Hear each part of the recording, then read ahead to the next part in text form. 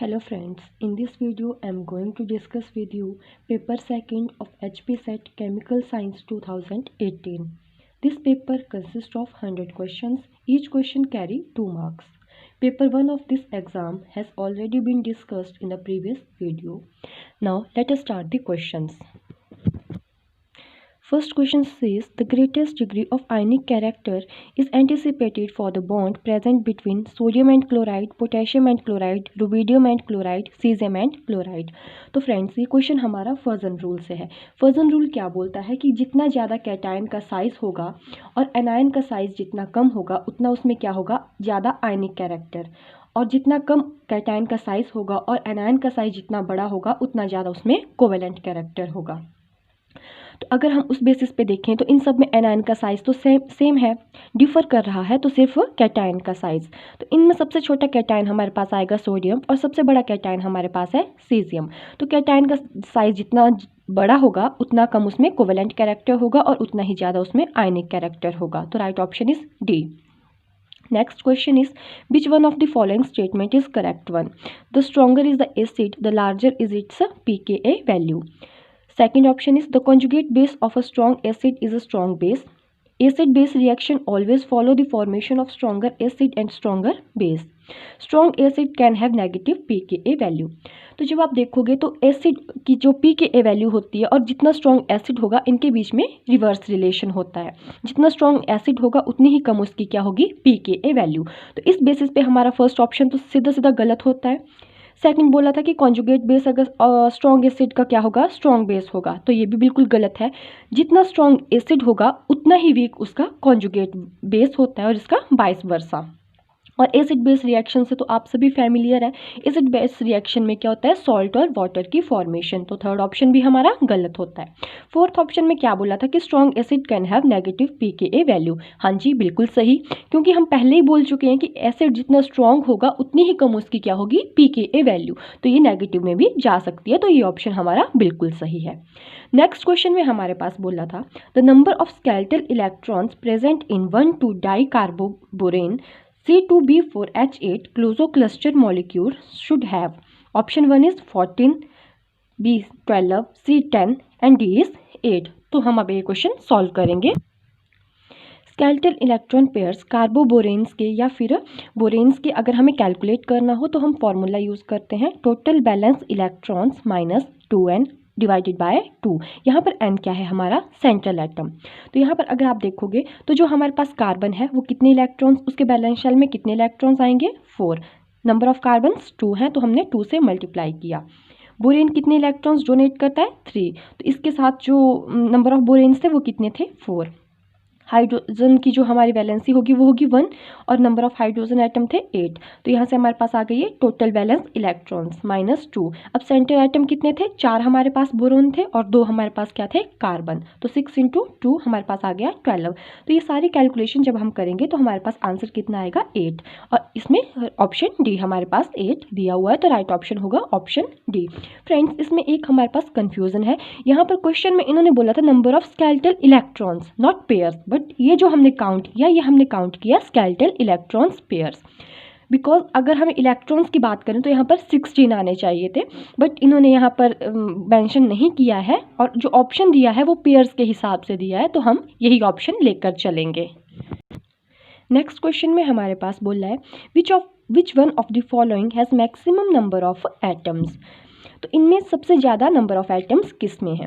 तो हमारे पास इनका क्या दिया हुआ है, मोलर मास दिया है ग्राम्स में, और एटम भी साथ में दिया हुआ है कि कौन सा एलिमेंट है। तो first is 24 gram of carbon, second is 27 gram of aluminium 27, 56 gram of iron 56, 108 gram of silicon 108। यहाँ पर अगेन एक डाउट है हमारे पास, जो हमारा सिलिकॉन है उसका मास हमारे पास ये नहीं होता है। ये जो मास दिया हुआ है, मोलर मास जो दिया है वो किसका दिया है, सिल्वर का।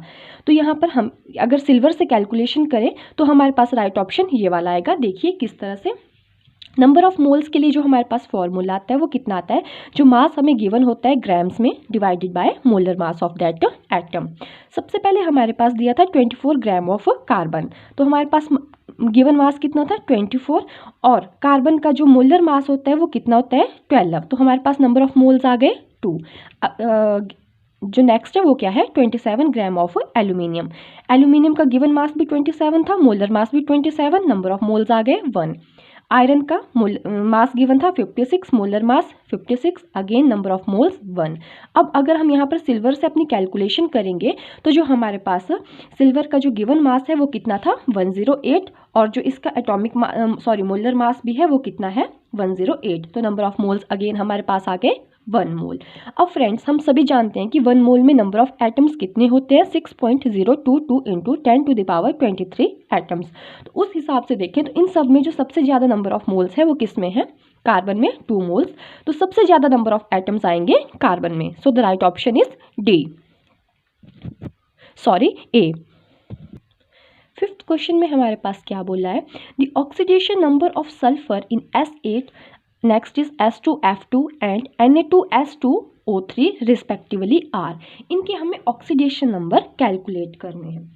तो फ्रेंड्स जिसका हमें ऑक्सीडेशन नंबर कैलकुलेट करना होता है उसका ऑक्सीडेशन नंबर हम x मान लेते हैं और अपनी जो इक्वेशन होती है उसको 0 के इक्वल सेट कर देते हैं। अब फर्स्ट हमारे पास क्या दिया था S8।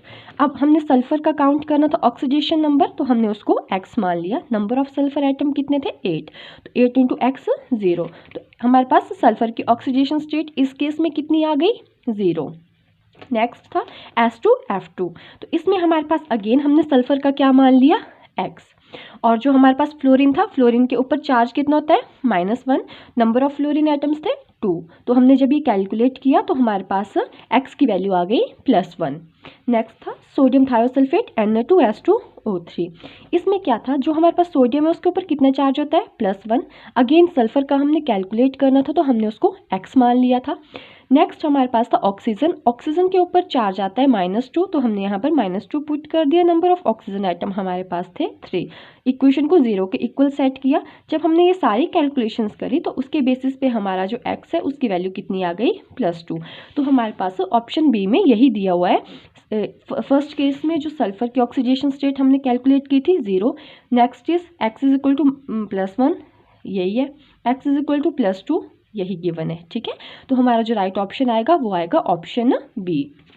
नेक्स्ट क्वेश्चन में हमारे पास क्या बोला है, the correct order for the value of second ionization potential of carbon, nitrogen, oxygen and fluorine is. इनमें हमने सेकंड आयनाइजेशन पोटेंशियल बताना है कि किसमें सबसे कम होगा और किसमें ज़्यादा होगा, उनका ऑर्डर कौन सा होगा। तो अगर आप देखोगे तो जो हमारा कार्बन होता है उसकी बैलेंस शेल में जो हमारे पास 2p ऑर्बिटल आएगी, 2p ऑर्बिटल में 2 इलेक्ट्रॉन्स होते हैं। तो इसमें हमारे पास ये हुआ, जब हमने फर्स्ट इसमें से इलेक्ट्रॉन एक्साइट करेंगे तो वो हमारे पास आएगी फर्स्ट आयनाइजेशन पोटेंशियल। तो फर्स्ट आयनाइजेशन पोटेंशियल में इनके पास जो इनकी मतलब इलेक्ट्रॉन्स रहेंगे फर्स्ट आयनाइजेशन पोटेंशियल के लिए वो इस तरह से रहेंगे। अब देखिए जब सेकंड में हम चले जाएंगे तो कार्बन एक इलेक्ट्रॉन लूज कर चुका होगा। अब उनकी जो कन्फिग्रेशन आएगी वो ये वाली होगी सेकंड आयनाइजेशन पोटेंशियल के लिए। तो अगर आप इसमें अब देखोगे तो इनमें जो हमारे पास ऑक्सीजन है वो क्या है कंप्लीटली हाफ फिल्ड। तो इसका तो भाई आयनाइजेशन पोटेंशियल सबसे ज़्यादा होने वाला है, तो इसका हाईएस्ट होगा। और सबसे कम किसका होगा कार्बन का, क्योंकि इसमें एक ही इलेक्ट्रॉन बचा है, अब ये इजीली डोनेट कर देगा। तो इसमें सबसे कम हमारे पास आएगा, तो इसको हमने 4th पोजीशन दे दी। अब हमारे पास बचा नाइट्रोजन और फ्लोरीन। इसमें भी 2 अनपेयर्ड इलेक्ट्रॉन्स हैं, इसमें भी 2 अनपेयर्ड इलेक्ट्रॉन्स हैं। बट अगर आप देखोगे तो फ्लोरीन का साइज क्या है स्मॉल। जैसे ही हम अलोंग द पीरियड मूव करते जाते हैं तो हमारा साइज़ क्या है डिक्रीज होता जाता है। तो फ्लोरीन का साइज़ कम है और नाइट्रोजन का साइज़ फ्लोरीन के कंपैरिजन में ज़्यादा है। तो जितना स्मॉल साइज़ होगा हमें उतना ही डिफ़िकल्ट उसमें से इलेक्ट्रॉन एक्साइट करना होगा, उसके लिए उतनी ज़्यादा एनर्जी चाहिए। तो उस बेसिस पे फ्लोरीन की एनर्जी नाइट्रोजन के कंपैरिजन में ज़्यादा होगी। तो हमारे पास जो ऑर्डर आएगा सबसे ज़्यादा आएगी ऑक्सीजन की, देन फ्लोरीन, फिर नाइट्रोजन एंड देन कार्बन। तो right option is C, oxygen, fluorine, nitrogen and carbon. Okay friends, next question में हमारे पास बोल रहा है the triiodide I3 negative is formed by the combination of I2 molecule with I negative ion. Which one of the following statement is correct for a I3 negative ion? तो सबसे पहले तो हमें इसके लिए I3 नेगेटिव की जो geometry है या जो उसकी शेप है वो प्रेडिक्ट करनी पड़ेगी। तो चलिए देखते हैं। तो जो हमारी आयोडीन है उसकी जो हमारे पास इलेक्ट्रॉनिक कन्फिग्रेशन आएगी आउटर, वो क्या होगी 5s2 और 5p5। ठीक है, तो जो हमारा अब जब I2 मॉलिक्यूल फॉर्म होगा तो जो सेकंड आयोडीन है उसके पास भी एक अनपेयर्ड इलेक्ट्रॉन होगा इसी तरह से। तो जो सेकंड आयोडीन है वो यहाँ पर अपने एक इलेक्ट्रॉन के साथ बॉन्ड फॉर्मेशन करेगा और हमारे पास ये I2 मॉलिक्यूल की फॉर्मेशन हो जाएगी। अब बचा हमारे पास I नेगेटिव। तो I नेगेटिव क्या होगा, उसके पास भी यहीं तक होगी इलेक्ट्रॉनिक कन्फिग्रेशन। अब जब वो इलेक्ट्रॉन एक गेन कर लेगा I नेगेटिव तो उसकी इलेक्ट्रॉनिक कन्फिग्रेशन कुछ इस तरह से होगी। अब क्या करेगा, जो I नेगेटिव है वो कोऑर्डिनेट बॉन्ड फॉर्म करेगा अपना एक लोन पेयर यहाँ पर डोनेट करके, वो इस I2 मॉलिक्यूल के साथ अब कोऑर्डिनेट बॉन्ड फॉर्म करेगा इस तरह से।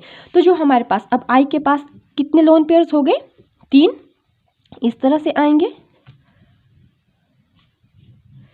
और जो बाकी 2 आयोडीन के साथ इनका बॉन्ड है वो इस तरह से आएगा। तो जो हमारे पास शेप आएगी वो कौन सी आएगी, अब लीनियर। ठीक है, तो अब देखिए ऑप्शंस क्या क्या दिए थे। It is linear in shape with 3 lone pair of electrons. हाँ जी बिल्कुल सही, ये देखिए लीनियर शेप है और 3 लोन पेयर ऑफ इलेक्ट्रॉन्स हैं। तो हमारा जो राइट ऑप्शन आएगा वो क्या आएगा, ए। नेक्स्ट ऑप्शन भी देख लेते हैं। The iron has regular trigonal shape with 2 lone pair of electrons। नहीं, हमारे पास तो 3 lone pair of electrons आए हैं।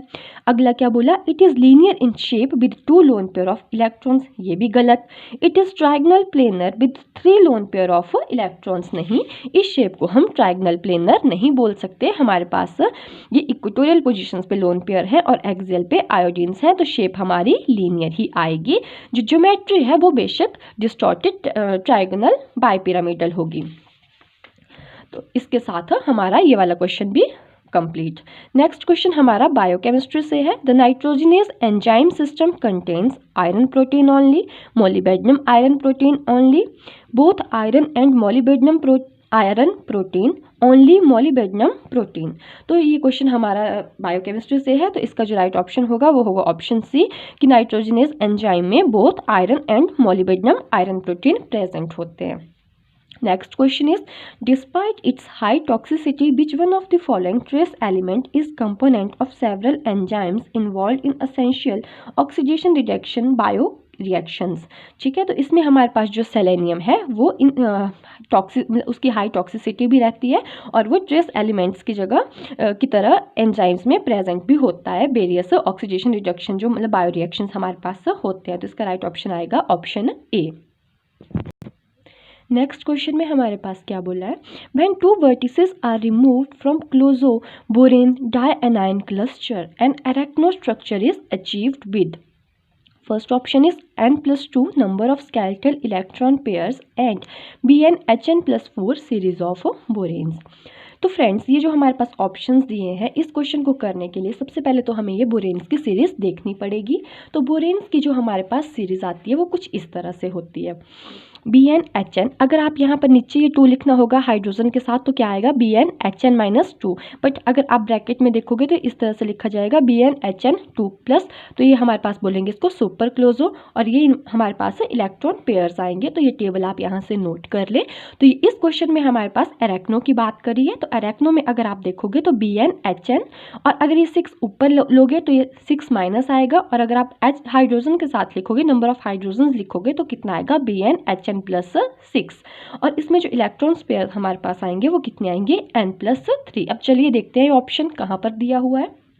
तो अगर आप देखोगे ऑप्शन बी में यही चीज़ बोली है, देखिए n+3 और BnHn+6।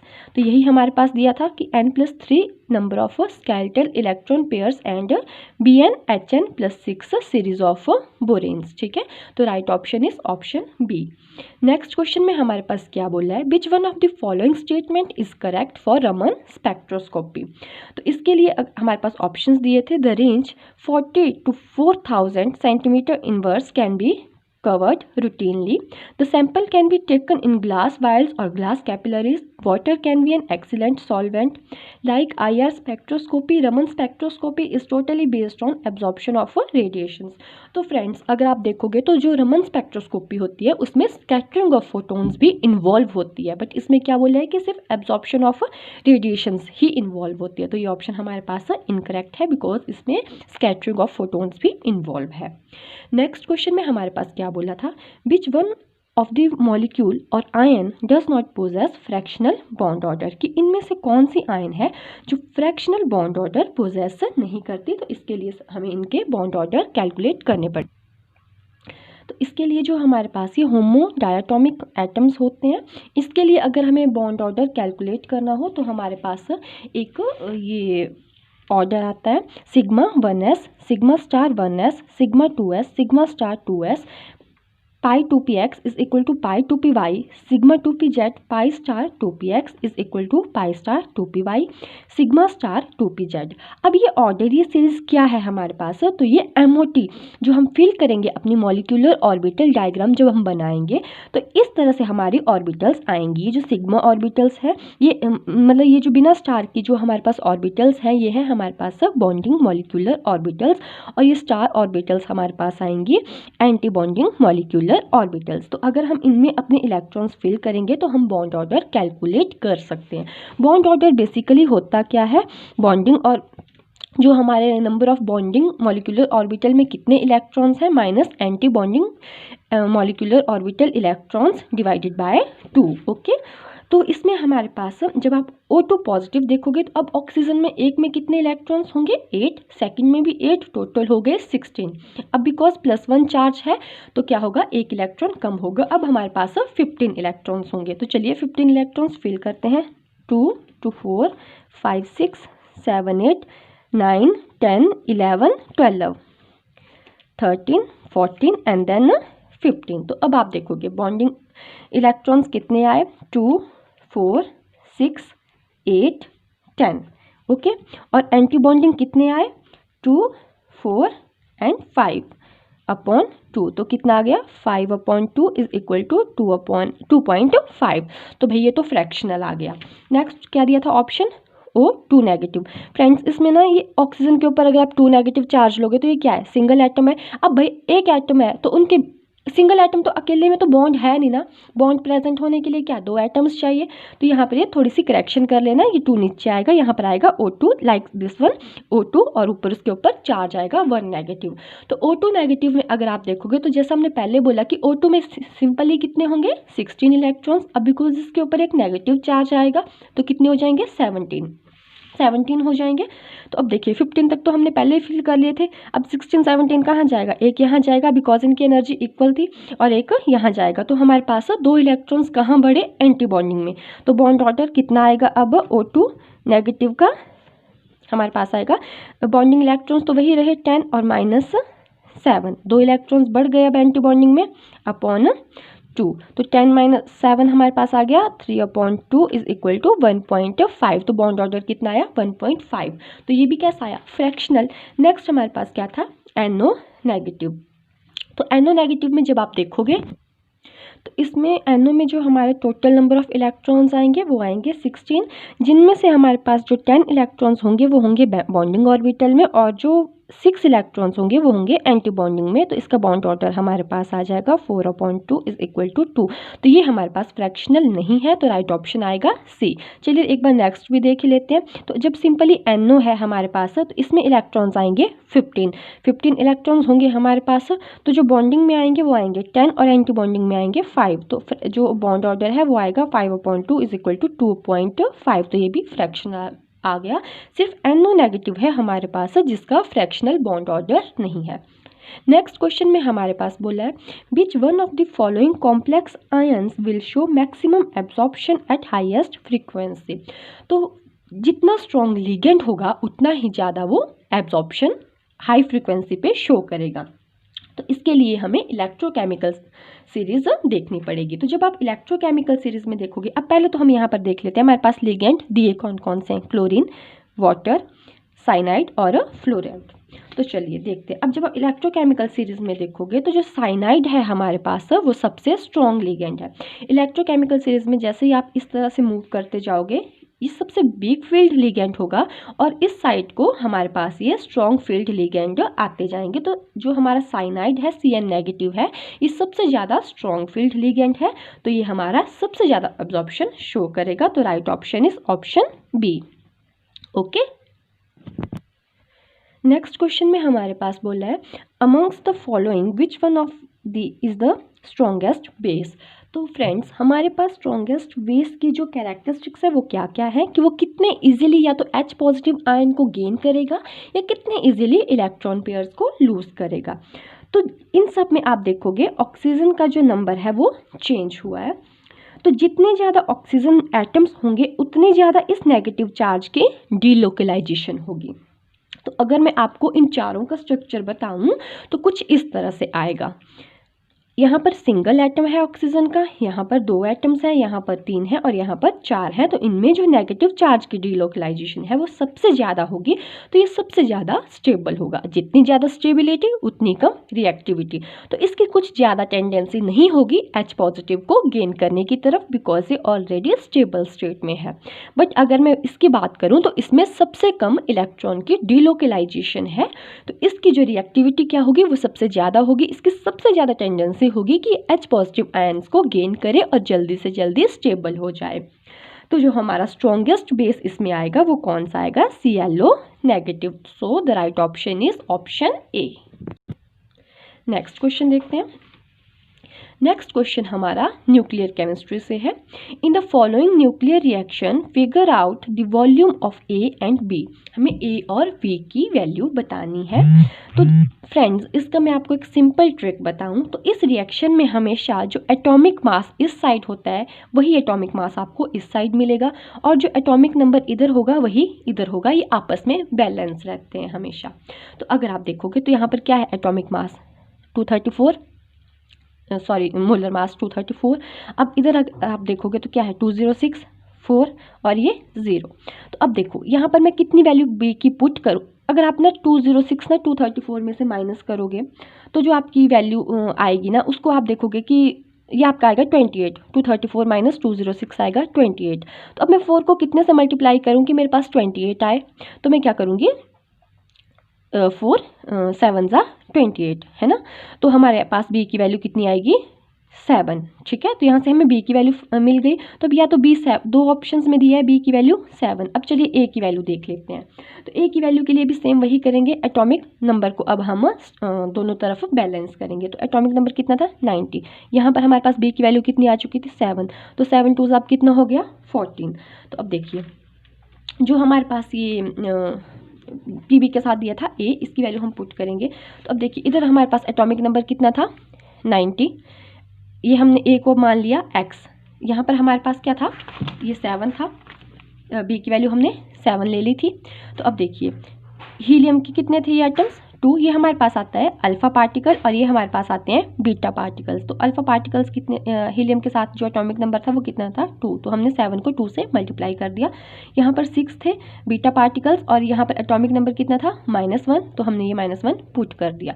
तो अब देखिए जब हम ये सब कैलकुलेट करेंगे तो एक्स की वैल्यू हमारे पास कितनी आएगी? 82 और यही हमारी ए की वैल्यू होगी। तो जो हमारे पास राइट ऑप्शन आएगा वो आएगा ऑप्शन डी, क्योंकि इसी में ए की वैल्यू 82 और बी की वैल्यू 7 दी हुई है। तो फ्रेंड्स जनरल एक सिंपल सा ट्रिक है जो मुझे इस क्वेश्चन को करने के लिए मतलब मुझे लगा। ठीक है, तो अगर आपको कोई और ट्रिक लगता है या आप कुछ और सॉल्व करके करना चाहते हो तो आप वैसे कर सकते हो।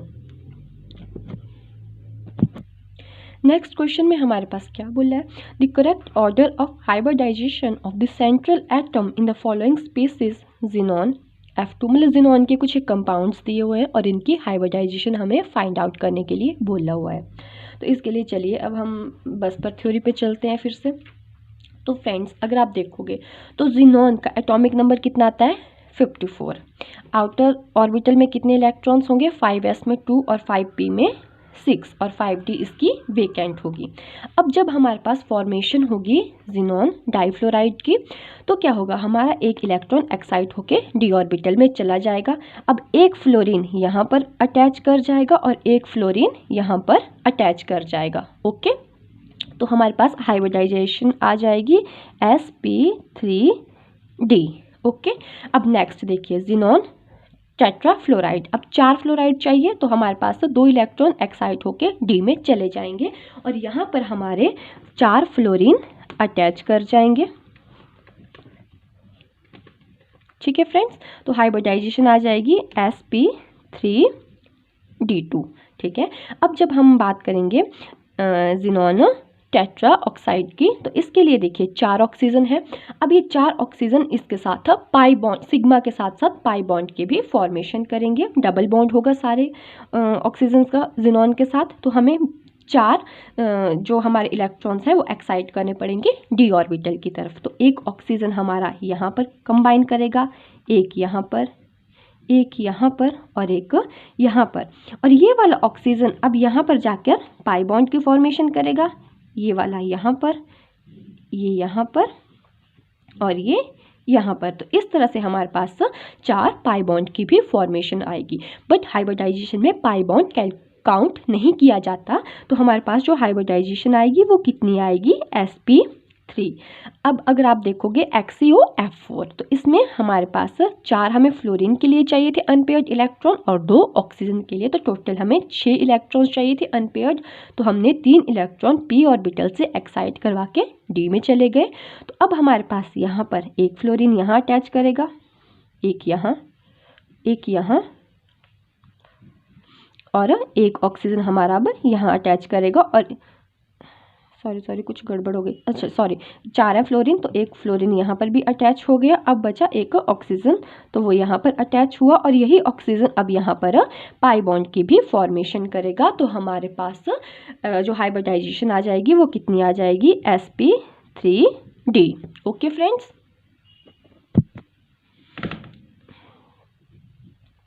ठीक है। तो अब देखिए हमारे पास किस ऑप्शन में ये दिया हुआ है, तो हमारे पास पहले कितनी आई थी, sp3d। ठीक है, तो sp3d हमारे पास ये दिया हुआ है 2 ऑप्शंस में, तो मतलब इन दोनों में से कोई एक होगा। Next is sp3d2, sp3d2। Next is sp3, अगली हमारे पास आई थी sp3d। तो हमारे पास यहाँ पर कुछ अच्छा सॉरी, यहाँ पर डी ऑर्बिटल के 2 हैं, तीसरे के साथ सॉरी यहाँ पर 2 ऑर्बिटल्स इन्वॉल्व हैं, थर्ड के साथ ऑक्सीजन ने पाई बॉन्ड की फॉर्मेशन की है। तो हाइब्रिडाइजेशन आएगी sp3d2। तो हमारे पास जो राइट ऑप्शन होगा वो होगा option A. Okay, next question में हमारे पास क्या बोल रहा है, which element is non conducting in dark but become conducting in presence of light and is used as photoreceptor in Xerox machines। तो इसका जो राइट ऑप्शन आएगा वो आएगा selenium, that is option C. Next question is which one of the following stretching और bending vibration of carbon disulphide should be Raman active. ठीक है, तो ये हमारे पास कुछ एक स्ट्रेचिंग और बेंडिंग वाइब्रेशंस दी हुई हैं और इनमें से पूछा है कि कौन सी रमन एक्टिव होगी। तो इसके लिए अगर हम देखें तो एक सिंपल सा ट्रिक हम यूज़ करेंगे, जिसके लिए हम पहले कार्बन डाइसल्फाइड का स्ट्रक्चर देख लेते हैं। इस तरह से होगा। तो फ्रेंड्स, अगर हमारे जब हम सिमेट्री एलिमेंट्स देखेंगे तो सिमेट्री एलिमेंट आई अगर हमारे मॉलिक्यूल में प्रेजेंट होता है, तो अगर वो मॉलिक्यूल IR एक्टिव है तो वो रमन इनएक्टिव हो जाएगा, और अगर वो IR इनएक्टिव है तो वो रमन एक्टिव होगा। तो देखिए इसमें सिमेट्री एलिमेंट आई प्रेजेंट है। ठीक है, अब आई प्रेजेंट है तो हम IR के बेसिस पे रमन एक्टिव इनएक्टिव बता सकते हैं।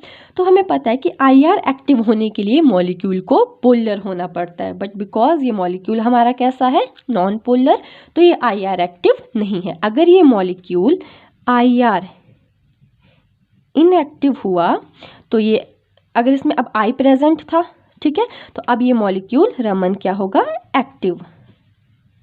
ठीक है, तो अब देखिए इसमें हमारे पास क्या है, दोनों का डाइपोल इस तरह से है, तो ये नॉन पोलर है यहाँ पर। ठीक है, तो अब ये मॉलिक्यूल है, ये वाली वाइब्रेशन हमारी कौन सी होगी, रमन एक्टिव। ठीक है, इसमें ये देखिए 2 एरो इस साइड है और 1 एरो इस साइड है, तो इसमें भी पोलैरिटी है, तो ये तो भाई IR एक्टिव होगा तो ये रमन तो इनएक्टिव हो जाएगा, बट ये IR इनएक्टिव है और रमन एक्टिव है। सेम उसी तरह से कार्बन का डाइपोल इस साइड है, सल्फर का इस साइड है, अगेन इसमें कुछ ना कुछ पोलैरिटी होगी, तो ये भी IR एक्टिव होगा तो रमन इनएक्टिव होगा। तो राइट ऑप्शन हमारे पास ऑप्शन बी ही रहेगा।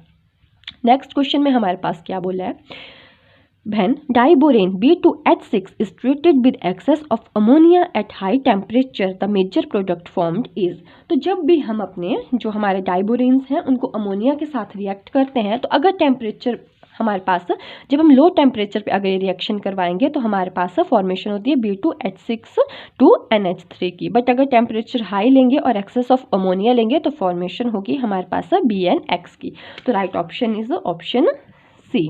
ओके फ्रेंड्स, नेक्स्ट क्वेश्चन देखते हैं। नेक्स्ट क्वेश्चन में हमारे पास क्या बोला था, the Wilkinson catalyst rhodium RHCl PPH3 thrice is used for the hydrogenation of alkanes. Select the incorrect statement about the catalyst. First option is the central metal atom rhodium has +1 oxidation state. तो जब आप hydrogenation देखोगे alkenes की Wilkinson catalyst के साथ, तो सबसे पहले तो हमारा जो विल्किंसन कैटालिस्ट होता है वो +1 ऑक्सीडेशन स्टेट में होता है, और इसमें जब ऑक्सीडेटिव एडिशन होती है तब ये +3 ऑक्सीडेशन स्टेट में जाएगा। तो इनिशियली तो भाई हमारे रोहोडियम की जो ऑक्सीडेशन स्टेट है वो कितनी होती है, +1 ही। तो ये ऑप्शन तो करेक्ट हुआ। इट इज़ होमोजीनियस कैटालिस्ट, हाँ जी होमोजीनियस कैटालिस्ट होता है। Next is it possess tetrahedral geometry, बिल्कुल नहीं। जो हमारा ये रोहोडियम कॉम्प्लेक्स है जिसको कि हम विल्किंसन कैटालिस्ट बोलते हैं, तो इसकी जो हमारे पास ज्योमेट्री आती है वो कैसी आती है, स्क्वायर प्लेनर। तो ये ऑप्शन हमारे पास क्या हुआ, incorrect. Next is it does not follow 18 electron rule, बिल्कुल सही, ये 16 इलेक्ट्रॉन रूल फॉलो करता है। तो इसमें जो हमारे पास इनकरेक्ट वन हुआ वो हुआ option C, that is it possess a tetrahedral geometry. So the right option is option C. तो इसी के साथ हमारी ये वीडियो कंप्लीट होती है। नेक्स्ट क्वेश्चंस आने वाली वीडियोस में अपलोड करती रहूँगी, तो हमारे साथ ये पेपर डिस्कस करने के लिए लाइक करें और सब्सक्राइब करें चैनल को। Thank you.